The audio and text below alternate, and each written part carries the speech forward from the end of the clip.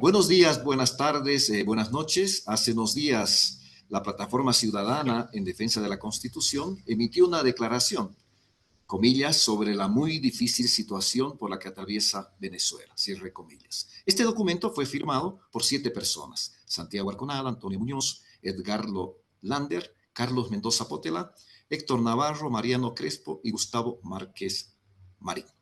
Para hablar y analizar sobre la situación de Venezuela, hemos invitado a 2 de ellos: a Carlos Mendoza Potela, reconocido economista e investigador de la industria petrolera, docente de la Universidad Central y una de las principales referencias del nacionalismo petrolero en Venezuela; y a Gustavo Márquez, ingeniero, docente, exministro, articulista de varios medios de comunicación y diplomático venezolano. Muchas gracias por aceptar la invitación de Hora 25 para esta entrevista. Un fuerte abrazo y saludo hasta Montevideo, Uruguay, a Raúl Sivechi, a quien le cedo la palabra. Buenas, ¿cómo están? Mirko, Gustavo, Carlos. Yo voy a ir directamente al tema. No conozco ningún geopolítico, ningún sociólogo, ningún analista que haya previsto lo que sucedió en Venezuela el 3 de enero y a partir del 3 de enero. Algunos lo definen como un golpe de Estado, como un cambio de régimen. Otros siguen pensando que el chavismo o el madurismo está resistiendo desde el gobierno. Mi opinión es la contraria, pero la que importa es la de ustedes.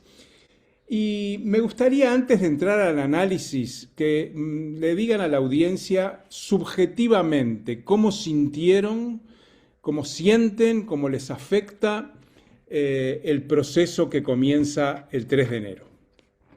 El que quiera, Carlos o Gustavo, el que quiera iniciar. Yo lo siento como el fin de la República, como el fin de la soberanía nacional. Nosotros lo que estamos, no se trata de leyes particulares, sino de lo que ellos significan, ¿no?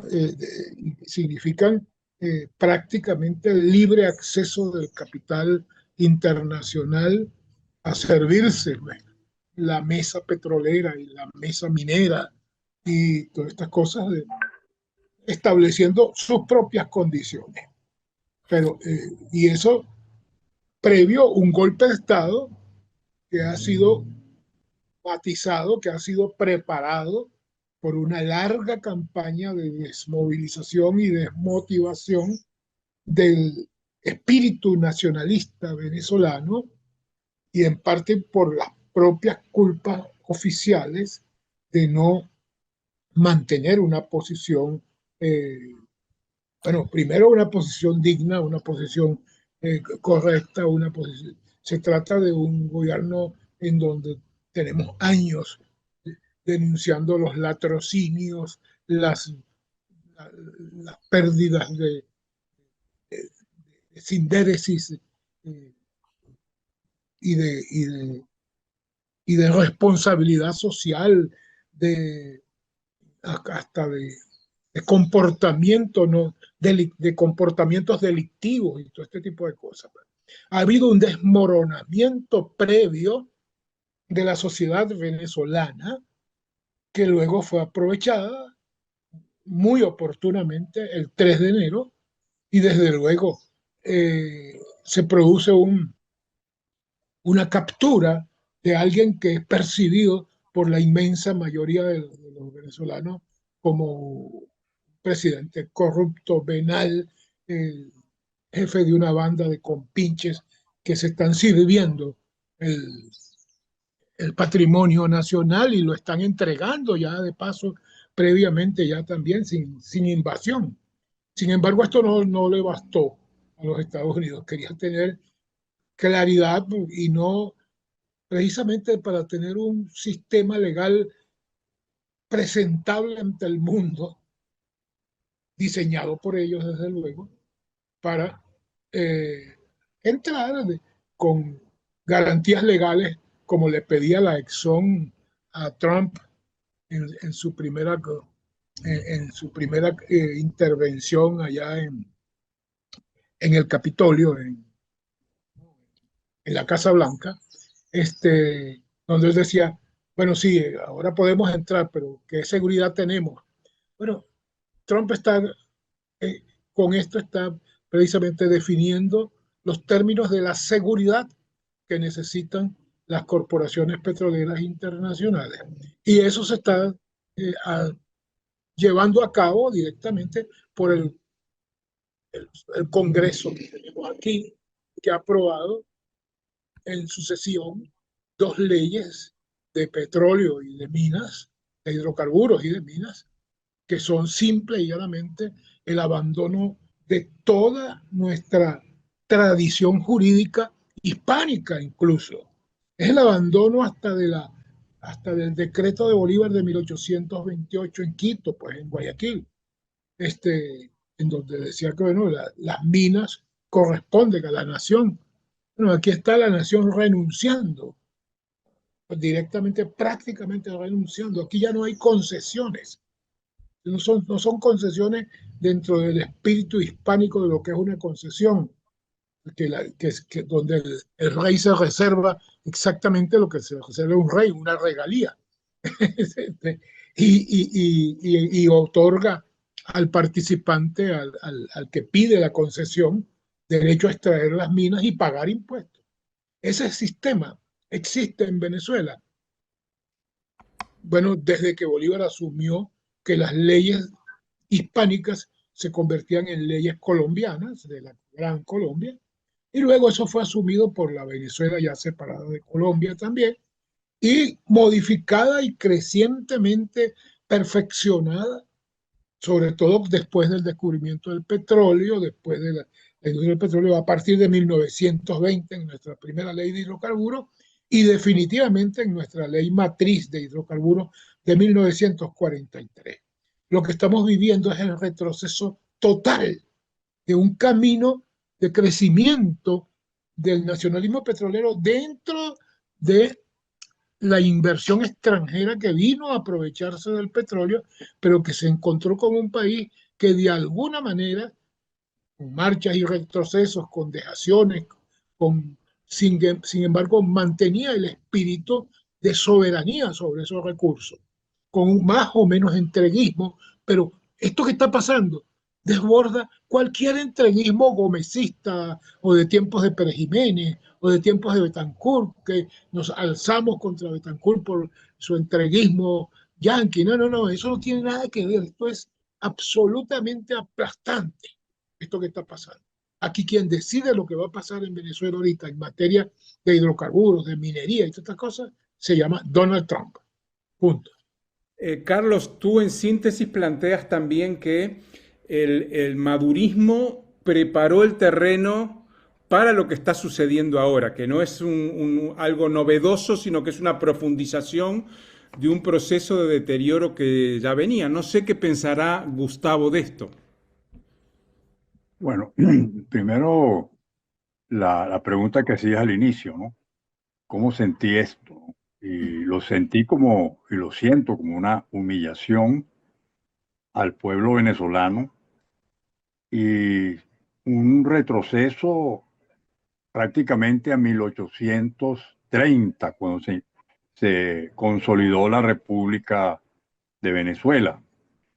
Y fue, digamos, en el sentido de que prácticamente se está instalando en Venezuela un régimen colonial.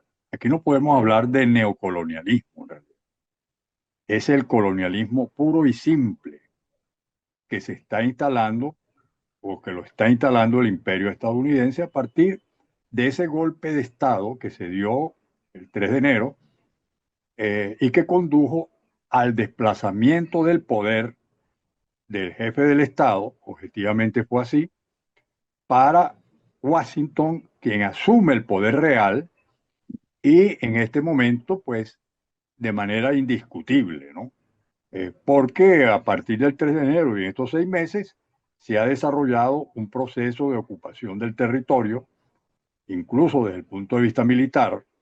Hoy Estados Unidos controla el principal aeropuerto del país, el principal puerto del país, las aguas territoriales venezolanas, y tiene un control sobre el territorio también desde el punto de vista institucional, porque de facto viene ejerciendo funciones de seguridad interna de hecho pues actúa de manera de oficio, como ocurrió en el caso del asesinato del llamado niño Guerrero, un delincuente, dentro del territorio nacional. De manera que ese es el cuadro que estamos viviendo. Por otro lado, como bien decía Carlos anteriormente, además de controlar y ocupar el territorio en esos términos, también avanza en la gestión, el control absoluto prácticamente de la gestión económica del Estado. ¿Por qué es así? Bueno, porque sencillamente en este momento todos los ingresos petroleros, incluyendo aquellos que proceden de empresas no estadounidenses, empresas europeas, por ejemplo, que explotan y producen el petróleo y lo exportan, todos esos recursos van al Tesoro de los Estados Unidos en una cuenta que ellos manejan. Resulta que nuestro país, su economía, depende absolutamente de esos ingresos petroleros. Es un país no exportador que vive prácticamente de esos ingresos, en todos los sentidos. Estamos hablando desde la nómina del Estado, del funcionamiento del Estado, como todo lo que tiene que ver con la política económica, monetaria, etcétera, etcétera, etcétera. De manera que ese es un hecho incontrovertible que es apoyado por la fuerza militar, por un lado, y por un instrumento que es concretamente la OFAC, que es el mecanismo a través del cual y a través de licencia, ellos, como decía Carlos anteriormente, en este momento no hay concesiones, porque las concesiones las otorga directamente Estados Unidos. Al permisar, tiene el veto, la posibilidad de permisar a las empresas que quieran venir a Venezuela, bien sea a prestar servicios petroleros o a explotar el petróleo o a realizar inversiones. De manera que en sus manos está también la política de inversión. Y todo eso, digamos, hay que agregarle un elemento fundamental que es el manejo de la política exterior. Es evidente, pues, que la exclusión de otros países que venían comerciando, que están haciendo comercio con Venezuela, como China, Rusia y otros países, incluyendo países latinoamericanos, bueno, tienen que pasar por la aduana, vamos a decir, el peaje que constituye Washington para poder hacer cualquier negocio con Venezuela. Estamos hablando entonces de un dominio prácticamente absoluto de la gestión económica del Estado. Ellos son los que proveen la moneda, porque el dólar, que prácticamente es la moneda que está circulando en la práctica, es la que establece el valor de los precios, bueno, es realmente digamos, es un elemento que solo controlan ellos, porque el flujo monetario de dólares hacia el país también lo controlan a través de la banca privada venezolana. Es decir, estamos frente a un mecanismo, como digo, de carácter colonial, porque no se trata solo de un poder blando que incide de alguna manera, que negocia, que presiona diplomáticamente, como es tradicional, pues ha sido la diplomacia del dólar, como ha sido los mecanismos de cooperación, entre comillas, a través de los cuales se ha generado o se ha ejercido la dominación económica sobre la región latinoamericana y particularmente sobre Venezuela, sino que ahora estamos hablando de una administración directa y de prácticamente como lo catalogó el New York Times en una entrevista que le hicieron al señor Rubio, el secretario de Estado, hay una especie de virreinato porque no solamente la influencia llega hasta allí, sino que también tienen la capacidad de incidir en la reestructuración institucional. Estamos hablando, por ejemplo, de las reformas legales, concretamente la ley de minas, la ley de hidrocarburos, fueron absolutamente cotejadas y direccionadas, supervisadas y administradas directamente por el Departamento de Estado, ejerciendo las presiones necesarias sobre una Asamblea Nacional que prácticamente se sometió, se subordinó absolutamente también, como lo hizo el gobierno, al poder de los Estados Unidos en el ámbito legislativo. Pero también en la decisión sobre qué funcionarios van a cuáles cargos, a la reestructuración del Tribunal Supremo de Justicia y de otros entes, y eso está en este momento justamente en una etapa inicial, para hacer una reestructuración hacia una supuesta transición que ellos están conduciendo directamente a través de una agenda que dicta Washington para reformar el Consejo Nacional Electoral, para establecer un estatuto electoral por encima de la Constitución y de la ley orgánica electoral, y también para establecer prácticamente un nuevo sistema electoral sobre el que ya tenemos, que van ellos a estructurar sobre la base de los apoyos técnicos, los asesores técnicos que instalarán en Venezuela para poder tener un control absoluto del sistema electoral. Una transición tutelada que va hacia unas elecciones tuteladas, que va en un tablero electoral que lo manejan ellos y donde los actores que participan en ese proceso también de alguna manera tributan pues a los intereses de Washington, y estoy hablando por un lado del PSUV y del gobierno, pero por el otro lado los sectores que representa María Corina Machado y otros grupos supuestamente opositores, pero que en definitiva al final en este nuevo escenario que estamos viviendo no son opositores, sino que forman parte del mismo paquete para llevar a Venezuela a una especie de democracia tutelada, totalmente subordinada, que es el modelo que están buscando. Entonces, esa es la visión que tenemos en este momento del asunto. Podemos hablar de otros aspectos, pero este es el marco, vamos a llamarlo así.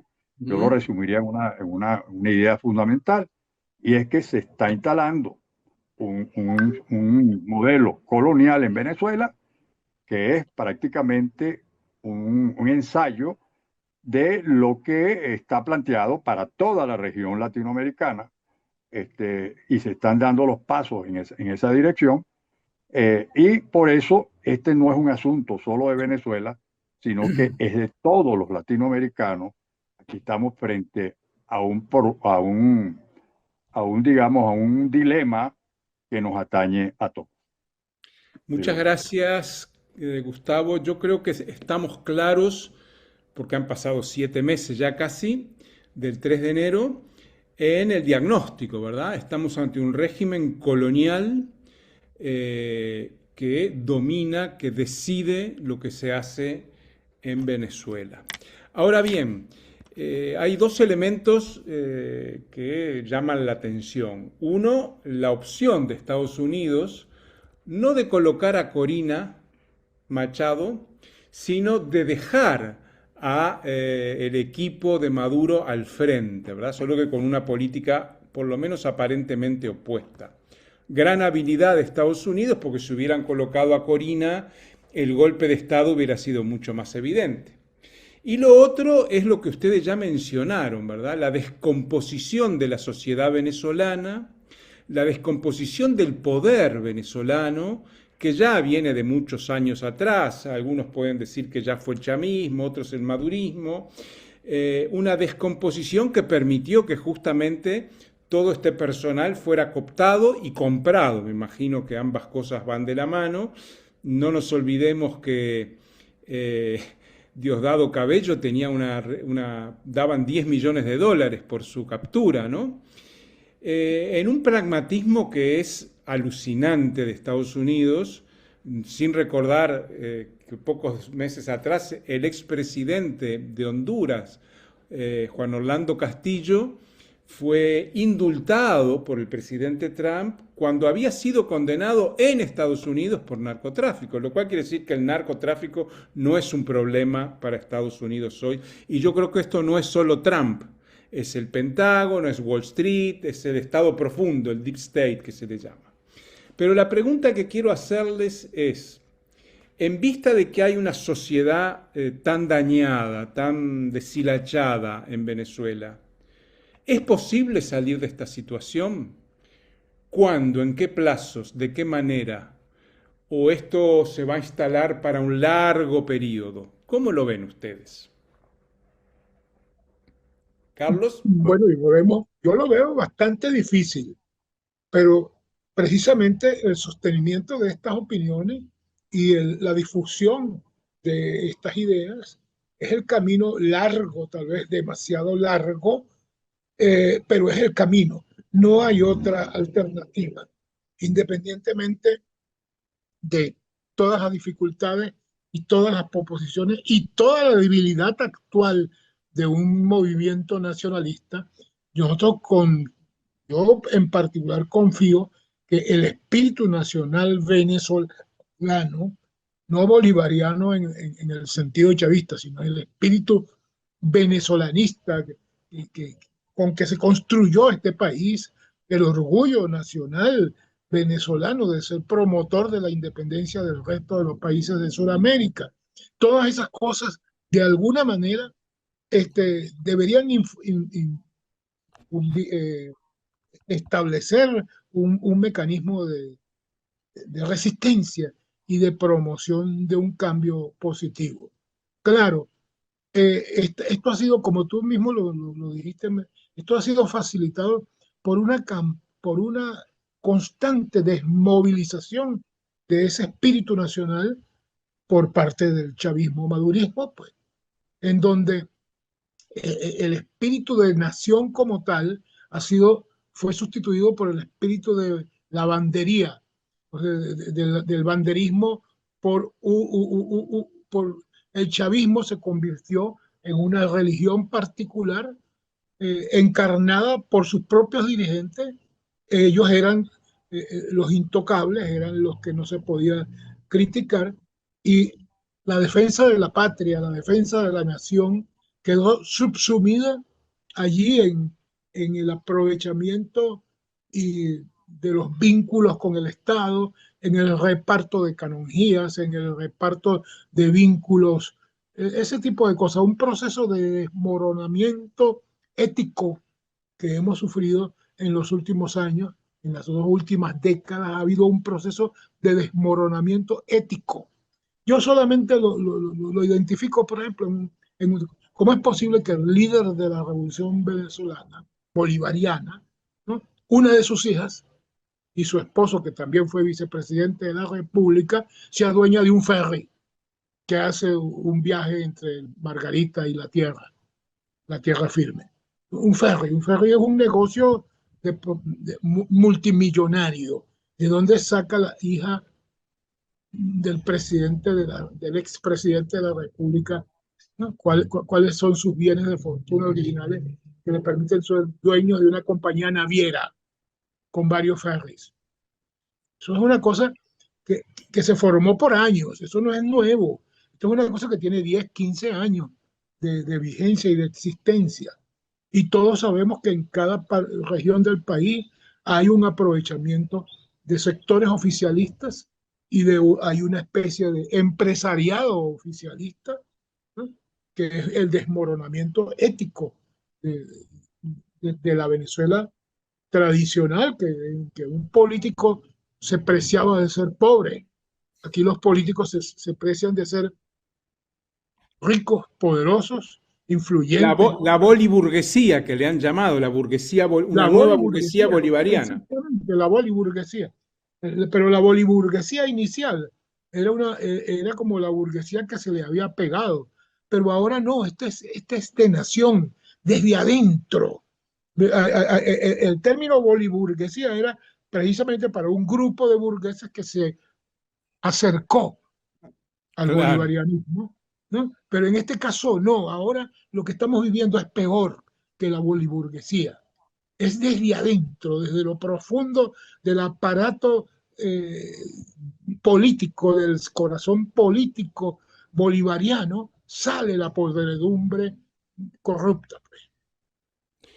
Y sale, bueno, Gustavo, ¿ah? Bueno, Sí. mira, ahí está la gran interrogante, ¿no? La que tú haces. Eh, Realmente no es nada fácil el escenario que se nos abre hacia el futuro, ¿no? Por esos dos factores.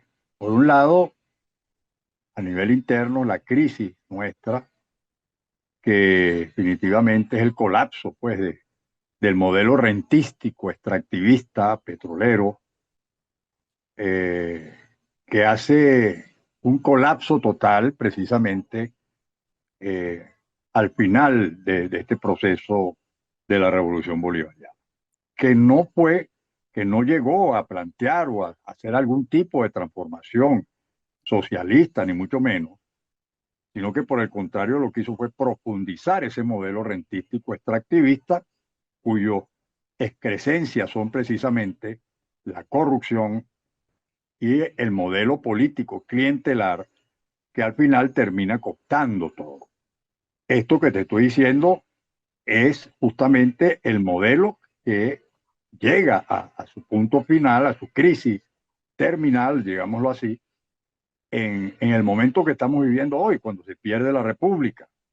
Se pierde la República porque definitivamente ese modelo extractivista que durante todo el siglo XX, o buena parte del siglo XX y lo que va del siglo XXI, fue el eje fundamental de la economía venezolana y, por supuesto, la base fundamental también del modelo político que se estructuró en nuestro país. De manera que, partiendo de allí, pues, toda esta corrupción gigantesca, ¿no? Que ha sido el producto, repito, de eso, del descontrol de una serie, sobre todo de la destrucción de las instituciones y de que no se desarrollaron tampoco nuevas instituciones. Es una revolución que destruye pero que no construye, ¿no? Realmente al final termina generando pues esta situación que vivimos hoy en Venezuela. Creo que eh, lo más grave de todo esto, repito, es que al final se produce, pues, a partir del golpe de Estado, se evidencia que hay una pasividad del pueblo venezolano. Más bien por el contrario, esperaban esa intervención, la deseaban una buena parte para poder salir del gobierno de Maduro, el gobierno autoritario, creyendo que por esa vía se iba a resolver el asunto, ¿no? Eh, Producto de una guerra cognitiva muy intensa, ¿no? Que se ha desarrollado durante todos estos años y particularmente en este momento, muy fuerte, que trata de neutralizar cualquier respuesta que se pueda dar frente a esta situación que estamos viviendo. Es decir, cualquier rechazo, digamos, a oponerse a al proceso de instalación del régimen colonial en Venezuela. Entonces, eh, eso solamente puede plantear, el único camino, como decía Carlos, que tenemos de cara al futuro es avanzar en la generación de una conciencia nacional, el rescate de la conciencia nacional. Y eso solo es posible en la pelea cotidiana, pues, porque las contradicciones que comienzan a expresarse ya en este régimen colonial son muy agudas. El hecho de que los recursos estén siendo manejados por Washington, de que se esté excluyendo incluso a sectores económicos dentro del propio país venezolano, de la burguesía venezolana propiamente dicha, como consecuencia pues de el manejo absoluto por parte de Washington de los intereses económicos del país, definitivamente, y por otro lado, la presencia de un Estado omnímodo que justamente era la Bueno, base, es la base del trabajo y de la vida de mucha gente, comienza a los servicios públicos, todas estas cosas comienzan, que ya vienen en crisis, en un esquema como el que tenemos, obviamente que todo eso se va a profundizar. Con el agravante de que no hay a quién reclamarle, porque para reclamarle hay que reclamarles a Washington. Claro. porque los que vamos a tener aquí y todo lo que tenemos aquí no son más que delegados de quienes son los que toman al final las decisiones. Entonces, eh, yo creo que hay que tener optimismo moderado, digamos, de cara al futuro. Por lo que decía Carlos, tenemos una cultura y una historia que es la base fundamental para poder salir adelante en el rescate de la conciencia crítica, de la conciencia nacional, que permita enfrentar al imperialismo estadounidense, al imperialismo colonial y a sus élites en el país. Y eso tiene que ser el resultado de un movimiento de resistencia nacional. Estamos en pañales en este momento, porque el problema es justamente que cómo ir logrando que, y fíjate que en estos 6 meses no ha sido fácil, que, digamos, puede haber un movimiento en el país que entienda plenamente qué es lo que está pasando. Hay algunos, por ejemplo, que creen, que piensan, y estoy hablando de gente incluso de élites que supuestamente son de izquierda, que supuestamente tienen una posición antiimperialista, pero que frente al hecho de que es necesario sacar del gobierno, a terminar de sacar al chavismo, madurismo del gobierno, que lo asumen como la prioridad central, entonces son capaces de apostar, por ejemplo, a un proceso electoral tutelado como el que se nos viene encima y respaldar incluso como la opción para sacar del poder a quienes están allí a la candidatura de María Corina Machado. O sea, veamos entonces cómo realmente la complejidad de la situación política nos obliga pues a ser muy creativos en la generación de una plataforma nacional que permita, digamos, dar la batalla en el terreno ideológico, cultural, por un lado, pero también en la organización progresiva para prepararse para la confrontación que en el futuro viene. Yo creo que este es un momento, justamente, el momento que vivimos es un momento de preparación, de organización y de claridad sobre lo que tiene que ser una estrategia que además no podemos verla solo en el escenario venezolano, sino que tenemos que entender que al mismo tiempo que en Venezuela está pasando esto, en Colombia ya en este momento, una vez que se dio el proceso electoral, viene un proceso similar frente al cual está alertando Petro directamente, y pare usted de contar. No voy a agregar más alrededor, pero lo cierto es que estamos frente a un fenómeno que nos abarca a todos. Por eso que esta es una lucha de todos. Esto no es una lucha solo de Venezuela. Y aquí tenemos que entender la solidaridad no solo como el apoyo al otro, sino el apoyo a nosotros mismos, porque en definitiva lo que está en juego es nuestra independencia, nuestra autonomía, nuestro derecho a la autodeterminación, porque el modelo colonial quiere imponerse en América Latina, y Venezuela es la cabeza de playa de ese proceso. Muchas gracias, Carlos, y muchas gracias, Gustavo. Yo le voy a pasar la palabra a Mirko, que siempre tiene algunas preguntas profundas, pero en algún momento me parece que es necesario discutir qué legado nos deja este proceso venezolano, bolivariano. ¿Se puede hablar de que hubo una revolución? ¿Tiene sentido transformar la sociedad desde el aparato estatal? La corrupción, el vacío que se ha creado en el movimiento popular, que no es excepcional, que no es el único caso, sino quizá el más evidente, se está dando incluso en países como Brasil, como Argentina, Bolivia. donde los progresismos vaciaron a los movimientos sociales, que son la llave para salir de esto. ¿Qué le decimos a las generaciones jóvenes que hoy han desertado masivamente de Venezuela? Y su deserción es uno de los problemas que hay para recomponer la sociedad, ¿verdad? Millones de jóvenes que ya no están. Bueno, son preguntas que apuntan a si valió la pena este camino, porque no nos olvidemos que el grueso de la izquierda y del progresismo latinoamericano apoyaron de forma acrítica al chavismo y al madurismo. Y eso es un debe que tenemos en nuestra realidad regional. Pero bueno, con esa serie de inquietudes le paso la palabra a Mirko.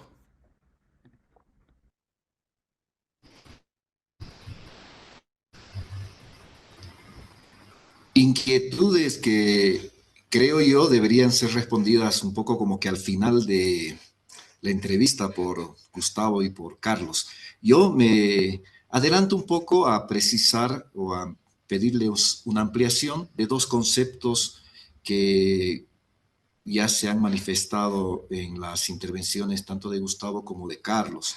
La primera, para Gustavo, ha mencionado la guerra cognitiva para que el pueblo venezolano acepte la dominación y tutela. En el documento al que hacíamos mención, sostienen, se libra una guerra cognitiva feroz para que el pueblo asimile su propia dominación y acepte la tutela como un alivio necesario para sobrevivir ante el agravamiento de la crisis multidimensional. Cierre comillas. Yo le pediría a Gustavo que pueda, por favor, ampliar las características de esta guerra cognitiva en curso en Venezuela. Bueno, gracias por tocar ese elemento. Creo que esta guerra cognitiva está planteada, se enfoca fundamentalmente en esta circunstancia a, en primer lugar, presentar la idea de que la intervención de los Estados Unidos ha permitido, digamos, salir del régimen autoritario del chavo madurismo, como se ha llamado, y una señal de eso es el hecho mismo de que inmediatamente después de la intervención se comenzaron a producir liberaciones de presos políticos de manera masiva, anunciados por Washington, y en Caracas pues se aplicaban, ¿no? Todavía siguen habiendo presos políticos en las cárceles, ¿no? Pero digamos que esa es una señal que ha sido muy explotada para dar la idea pues de que se estaba en un proceso de democratización, que estaba volviendo el país a, a su ritmo pues democrático, ¿no? Con esa liberación son señales concretas que se iban en esa dirección. Pero en todo esto también se está de por medio el hecho de que la oferta de que Estados Unidos, al venir a Venezuela, iba a resolver los problemas económicos, los problemas de la gente, los problemas de los servicios, los problemas del salario, es decir, todas estas demandas sociales contenidas en una crisis prolongada que ha vivido el pueblo de Venezuela. Obviamente, este factor es clave porque hay prácticamente niveles de sobrevivencia, los niveles de pobreza han aumentado enormemente, y eso ha sido, digamos, el resultado de la gestión del gobierno de Maduro, en la medida en que, sobre todo, aplicó una política de consenso de élites con el sector de la burguesía nacional para contener el salario, ¿no?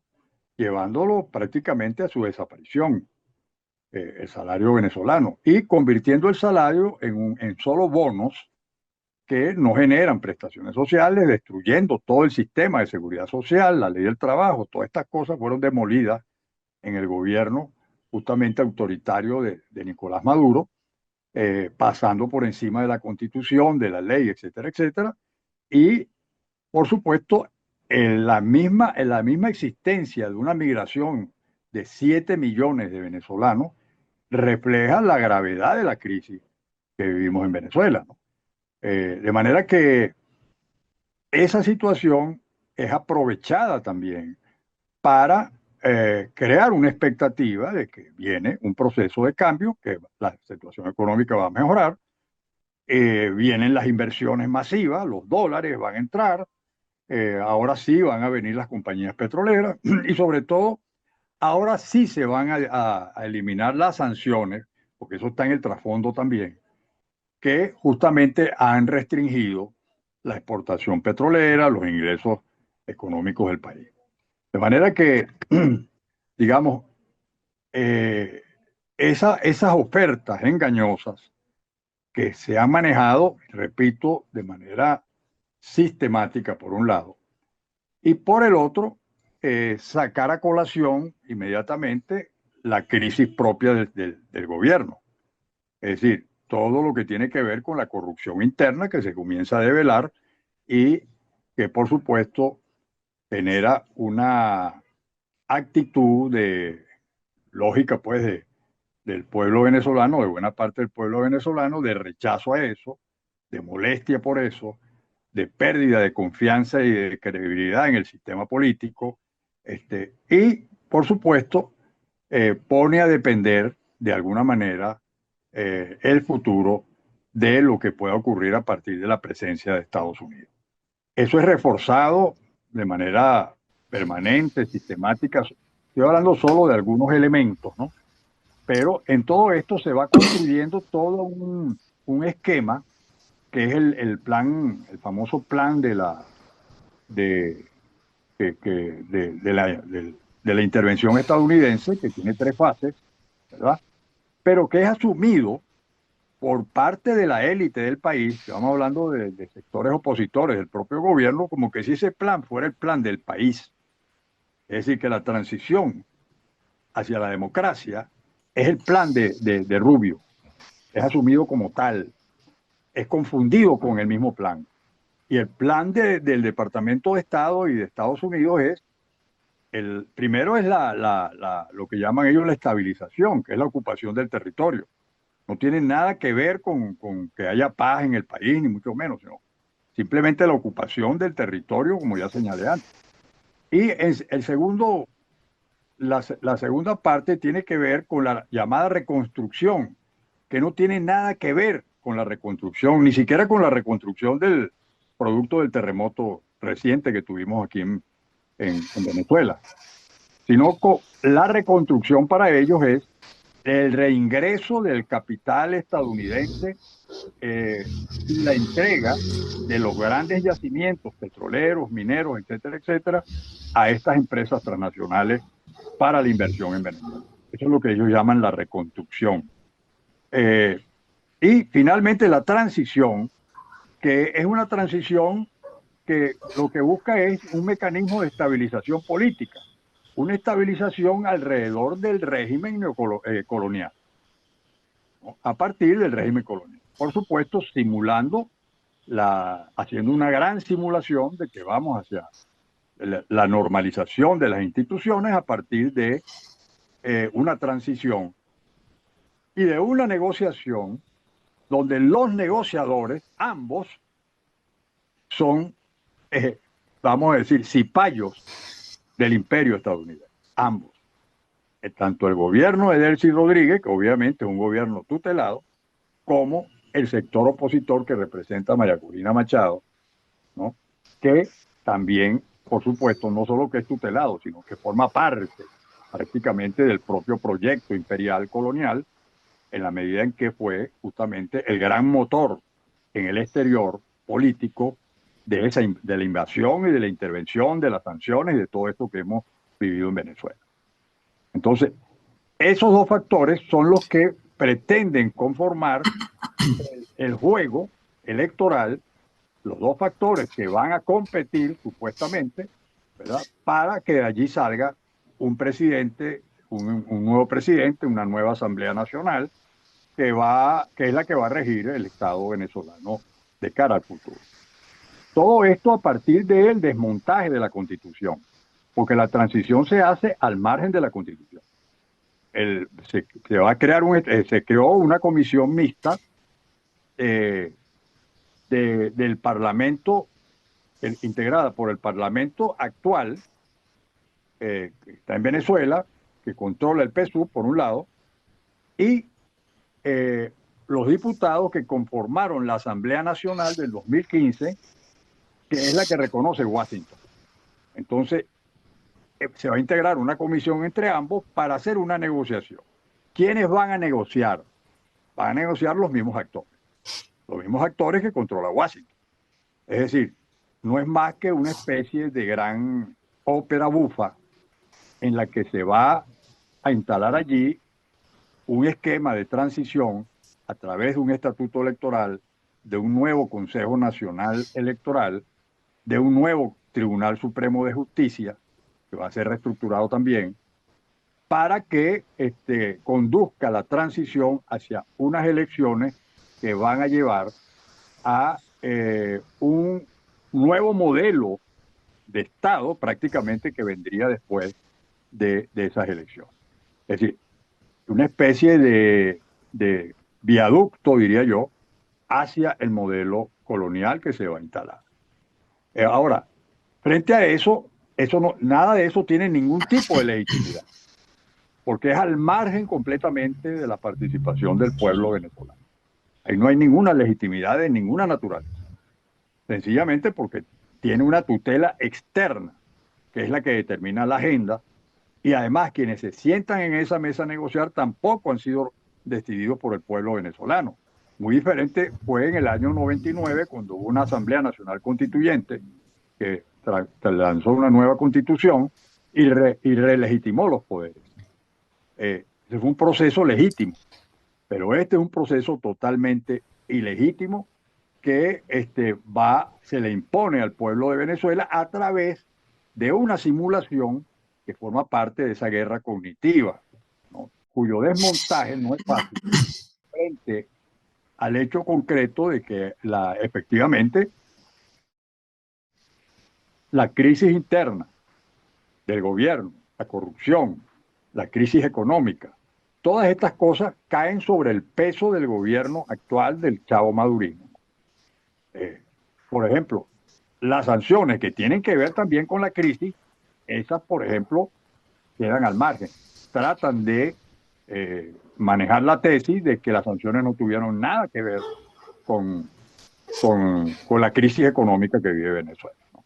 Cuando las sanciones tienen un peso muy importante. De manera que sería muy largo, digamos, seguir planteando estas cosas, pero en resumen yo diría que la guerra cognitiva se centra en desmoralizar, en, digamos, permitir que se tolere, continuar normalizando la idea de que Estados Unidos es nuestro hermano mayor, hay que aceptarlo, no queda más remedio, hay que tolerarlo, hay que convivir, hay que sobrevivir y en medio de una crisis social y económica como la que vive el país, este tema, digamos, tiene cierto peso. Romperlo implica, como dije antes, toda una acción política que, bueno, nos va a llevar un buen tiempo a hacerlo. Muchas gracias. Raúl. Yo quisiera que le toca a Carlos que nos diga un poquito eso, ¿no? Él cree que en Venezuela hubo una revolución. ¿Cree que vale la pena transformar la sociedad de arriba hacia abajo, como lo intentó Velasco Alvarado, ¿verdad? En el Perú en los 60, y recuerdo que el final del régimen de Alvarado fue el nacimiento de Sendero Luminoso y de ese desastre que hubo en el Perú. Ahora estamos al final del chavismo-madurismo, que ya se terminó, pero el legado es espantoso. ¿Qué le decimos a los jóvenes, a los que vienen con 20, 25 años y todavía algunos mantienen inquietudes de transformación y de emancipación social? ¿Cómo lo ves, Carlos? Lo veo muy mal. Lo veo que todo el discurso nuestro, el discurso de décadas de transformación, de revolución, de resistencia al imperialismo, se ha venido al suelo. Entonces, y no solamente ha venido al suelo por la oposición del contrario, sino por la putrefacción interna, porque los que sostienen el discurso no lo practican, porque el discurso es solamente una máscara, solo un velo detrás del cual hay toda clase de maquinaciones y de designios personales particulares de aprovechamiento del discurso revolucionario, de aprovechamiento de la solidaridad internacional, de aprovechamiento de somos amigos de China y de Rusia, y independientemente de que esos no sean los promotores de la revolución en ninguna parte, son expresión del enfrentamiento a Estados Unidos, y entonces nosotros aquí que estamos maquinando la forma de negociar desde posiciones de fuerza con los Estados Unidos, porque tampoco significaba una ruptura con el negociado norteamericano. Lo que pasa es que los norteamericanos no lo interpretaron así e, como dice Gustavo, impusieron sanciones. Y sanciones para lograr lo que han logrado ahora. Aquí no entra el capital ruso, aquí no entra el capital chino. No es un problema ideológico, es un problema de monopolio que ya fue diseñado abiertamente en la política de seguridad nacional eh, definida en diciembre pasado. Entonces, son la podredumbre interna que desmovilizó y desnaturalizó el mensaje revolucionario, el mensaje transformador. Está la política actual de terminar de aplastar y de terminar de acabar con cualquier sentimiento nacionalista, con, con identificar nacionalismo con socialismo corrupto. Ese tipo de cosas es lo que incluso mueve a mucha gente, al pueblo. Bueno, pero si la experiencia que tenemos de veintitantos años de socialismo es esto, eso es lo que nos van a proponer de nuevo. Con eso es que nos vamos a enfrentar a los Estados Unidos, con esa historia que tenemos de aquí del socialismo latinoamericano, del socialismo bolivariano. Ese es el bolivarianismo que vamos a ofrecerle. El pobre Bolívar no tiene la culpa de la connotación negativa que tiene la palabra bolivarianismo hoy en día. Es sinónimo de corrupción, es sinónimo de todas las cosas malas que le han pasado a Venezuela. Nosotros tendríamos que hacer una labor de rescate de la figura de Bolívar aquí en Venezuela, para comenzar por allí, pues, para rescatar el espíritu nacional. Estamos perdiendo el espíritu nacional, no es solamente la soberanía, no es, sino el espíritu nacional. Y eso es lo que están, esa es la precondición precisamente para que de ahí se pase de amarillo, azul y rojo a la bandera de las barras y las estrellas. Entonces, precisamente, bueno, ¿sobre qué base la bandera de Miranda, la bandera de Bolívar, la bandera de Colombia, la grande? No, no, no, no, no.